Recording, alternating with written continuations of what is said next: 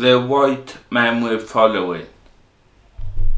I heard a story this week about some shepherds in Turkey, and they were all sat down, you can imagine, in the sun, sat down eating their breakfast, when all of a sudden they saw one of their sheep walking towards the edge of a cliff, a bit like the cliff behind us down the Nap. And this sheep just looked over the cliff and jumped. Just committed suicide, just killed itself, just leapt. And the poor shepherds were there thinking, what is going on? If that wasn't bad enough, the rest of the flock, 1,500 sheep, saw and followed the other one.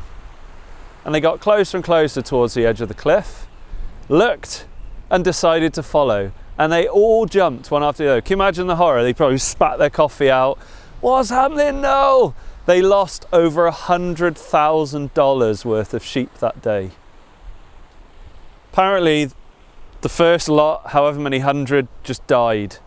But 450 actually survived because there was such a pile of soft, squidgy fleeces, I know it's horrible, that the rest of them just had a soft, cushioned landing. But what a thing to follow, isn't it? Why follow someone who's just self-destructing? The Bible describes us a bit like sheep.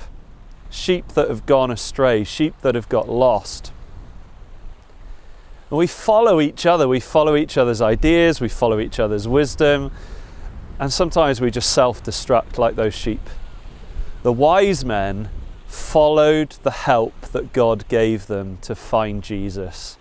He literally moved heaven and earth that day. He put a new star in the sky as if to show the way clearly to Jesus. And they didn't say, I know, we'll follow our own ideas, our own map. No, we're going to follow the plan that God has laid out.